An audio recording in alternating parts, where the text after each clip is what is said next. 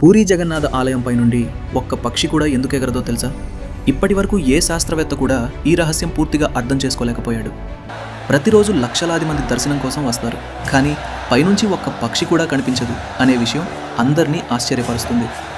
ఆలయ గోపురంపై గాలి ప్రవాహం ఒక వాక్యూమ్ జోన్లా ఏర్పడుతుంది అని అంటారు.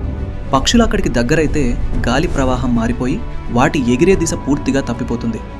మరొక విశ్వాసం ప్రకారం పటిత పావన బాణం అనే అగోచర శక్తి వల్లే ఆలయం కాపాడబడుతుందని, దాని దగ్గరికి పక్షులు ఎప్పుడూ రాకపోతాయని భక్తులు చెబుతారు. పక్షులు ఆ దైవిక శక్తిని గౌరవించి స్వయంగా ఆ ప్రాంతాన్ని దాటకుండా ఉంటాయని భక్తుల నమ్మకం. అది శాస్త్రం కానీ దైవశక్తి కానీ నిజం ఏంటంటే ఈ ఘటన ప్రపంచంలో ఎక్కడా కనిపించని ప్రత్యేకత. మీరేం నమ్ముతారు? శాస్త్రమా లేక దైవశక్తా? కామెంట్ చేయండి. ఇంకా మరిన్ని ఆసక్తికరమైన వీడియోల కోసం వెంటనే సబ్స్క్రైబ్ చేయండి.